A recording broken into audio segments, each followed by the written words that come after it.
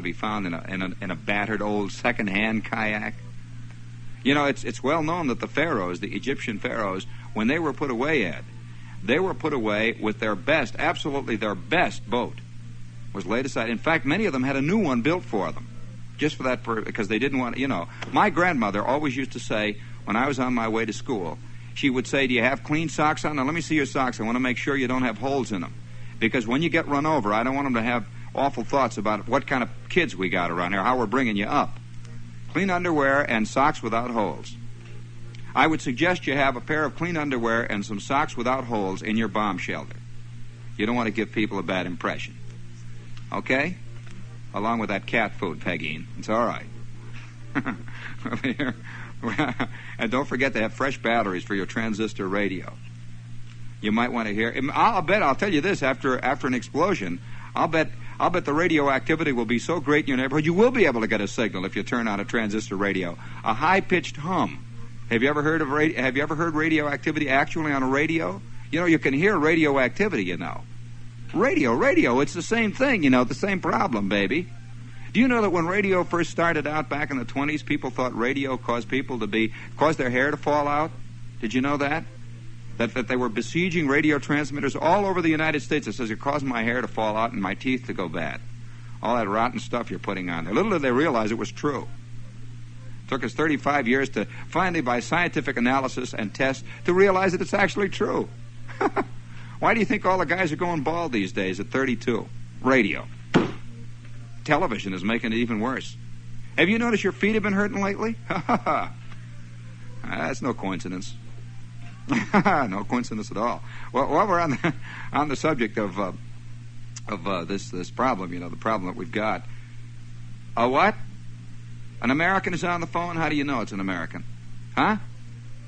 He's what? Oh, it's an American. All right, let me see. Is an American here? Hello, are you an American? Oh, an American, huh? Well, you're one of the few. Have you been cleared? You've been cleared. Okay, you got all you filled out forms? All right. I'm reading a wild book about this guy who institutes these loyalty forms, and he was in the Army, see, and he was a CID officer. And he got so mad that this one guy was made squadron CO that he instituted a loyalty program. And he had all these guys signing loyalty oaths before they could eat and before they could draw their flak suits and all that stuff. And, well, wait a minute. Yeah, he had that too, you see. But what he did was that he arranged it so that everybody but the CO could sign a loyalty oath. And then he turned the CO in as a security risk. Okay? All right, think that one over. Righto, that's done, you know, every day. Okay, Charlie. Bye-bye. There's an American out there. He wouldn't give his name. That's a true American. Well, we'll be here. By the way, I've noticed that every time I get a letter signed from a real American, they always sign it anonymous, which I think is very significant.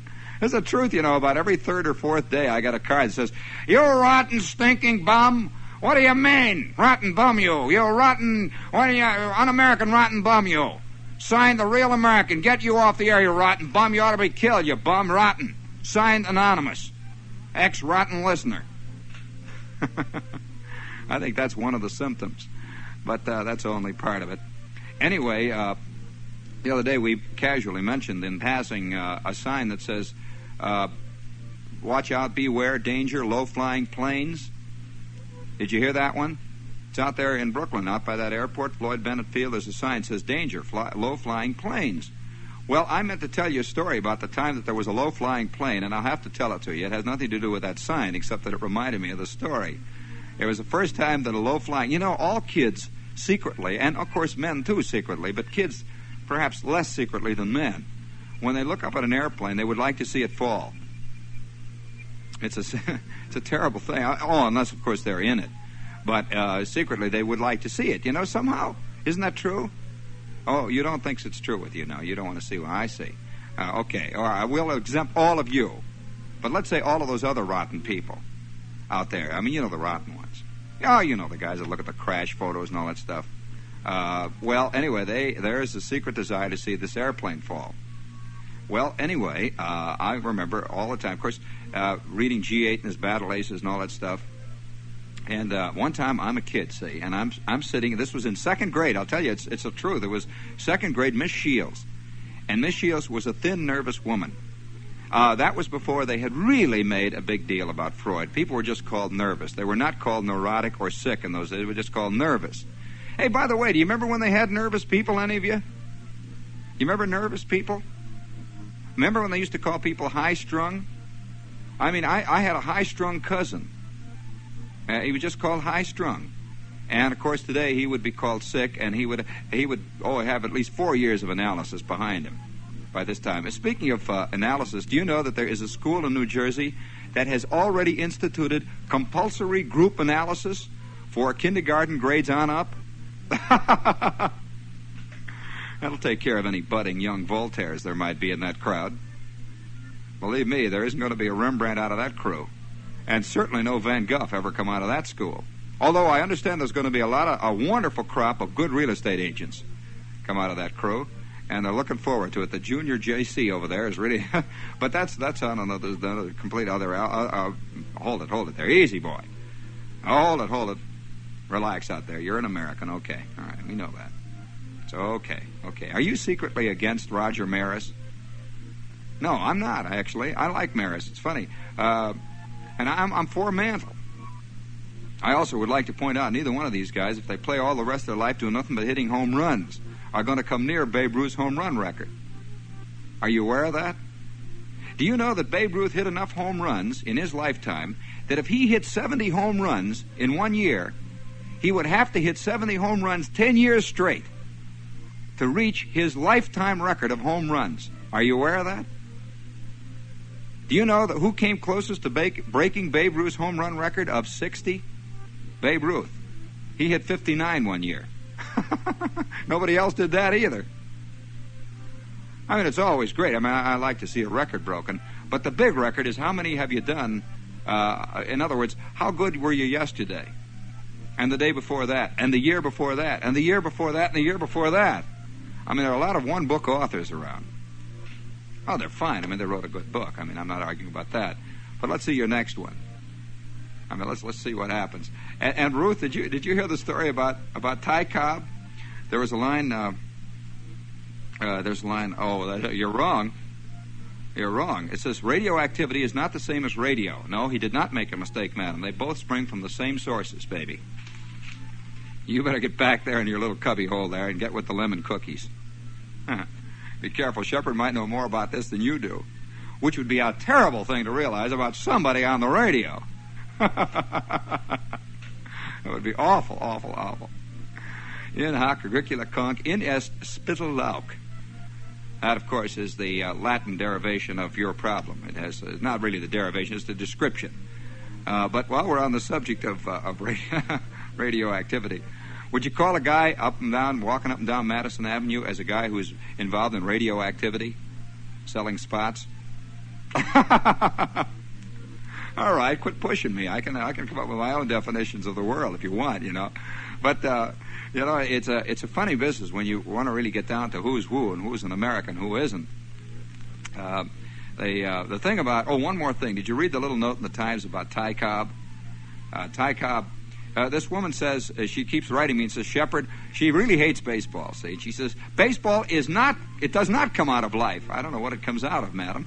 I'd like to know. Maybe it's a visitation from a terrible other world. I suspect that might. Of course, that is also part of life too, madam, the other world. And the visitations, madam. It is. It's a terrible thing to have to realize. Strip teasers, they're all part of life too, you know. Awful. Guys that play tenor horns, guys that fist fight in the dark, guys that give sermons. It's all part of life, you know. Guys that write great books, guys that, sit around and do nothing but polish their glasses and clear their throat. It's all part of life, madam, whether you like it or not. You cannot separate certain things and say, since I do not like these things and they are silly, and my husband watches it all the time, and that makes it even rottener, they are not part of life. I refuse to concede it. Well, all right, argue this.